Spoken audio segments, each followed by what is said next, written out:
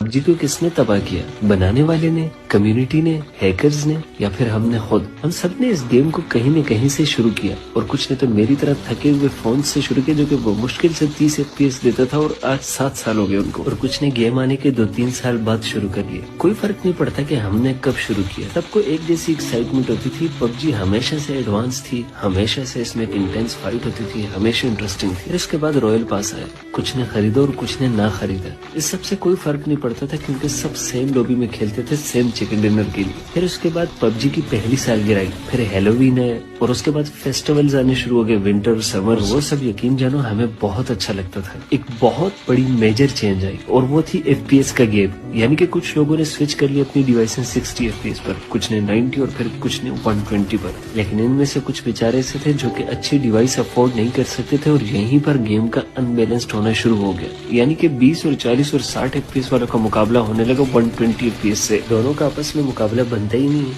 उनको खुद भी पता होता था कि किसने जीतना है। फिर उसके बाद पहला रिकॉल आया, एक नई जिंदगी। ये गेम चेंजर पॉइंट था। फिर ये एक रिकॉल 2 में चेंज हो गया, 2 से 3 और 3 से 4, और फिर कुछ इवेंट्स ऐसे आ गए कि लोगों के लिए फाइट से ज्यादा रिकॉल लेना इम्पोर्टेंट हो गया। और जो थोड़ी बहुत कसर बाकी थी वो ऑटो रिवाइव ने पूरी कर दी। अब नोक और फिनिश होने से डर नहीं लगता, मरना मजीद मरना लगता ही नहीं। हर सीजन इवेंट के बाद इवेंट, मजीद रिकॉल। लोगों के दिमाग में जो चीजें चलती थी, जो वो चाहते थे गेम में चेंजेस, पबजी डेवलपर ने वो सारी चेंजेस करके दी। अब जब सब लोग पीछे मुड़ के देखते तो कहते हैं नहीं, पबजी वो पबजी नहीं रही, पबजी मुकम्मल चेंज हो गई है। ये पबजी चेंज हो गई या हम चेंज हो गए? तो पबजी चेंज हुई या हम चेंज हुए? हम चेंज हुए, क्योंकि एक चेंज हम चाहते थे, और जब वो चेंज हुई तो हमें समझ में आया कि नहीं यार, जो जैसा चल रहा था सब कुछ वैसा ठीक है। मैं नहीं जानता कि अब पबजी अच्छी है या नहीं है, लेकिन मैं ये जरूर जानता हूँ कि पहली वाली पबजी में हम खुश बहुत थे।